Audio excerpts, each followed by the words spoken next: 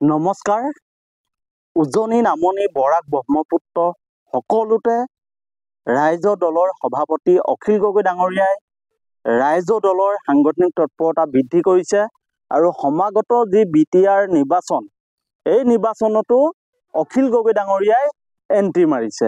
হয়, আপোনালোকে এয়া চাওক যে BTR অন্তৰ্গত বাক্সা জিলাত অখিল গগৈ ডাঙৰীয়া আৰু অখিল গগৈ ডাঙৰীয়াই BTRত প্ৰৱেশ কৰি তেওঁ হিন্দু মুছলমান সকলোকে একত্ৰিত কৰি তাতে নিৰ্বাচনী প্ৰচাৰ চলাইছে আৰু নিৰ্বাচনী প্ৰচাৰ চলাই সকলোকে ৰাজহুৱা সভাত শপত বাক্য পাঠ কৰাই তেওঁ কৈছে যে বড়ো অনাবড়ো এক হওক, হিন্দু মুছলমান এক হওক, বড়ো ভূমিত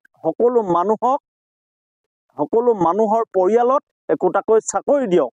চাওক, এয়া অখিল গগৈ ডাঙৰীয়া আৰু অখিল গগৈ ডাঙৰীয়াই কিদৰে বড়ো ভূমিত এন্ট্ৰি মাৰিয়ে তেওঁৰ যি ৰাজনৈতিক তৎপৰতা, তেওঁক যি ৰাইজে যে ভাল পায়, তেওঁৰ প্ৰতি যে মানুহৰ জনসমৰ্থন আছে, এই কথাখিনি তেওঁ শক্তিশালী ৰূপত প্ৰথমবাৰলৈ বড়ো ভূমিত আত্মপ্ৰকাশ কৰি তেওঁ দেখুৱাই দিলে।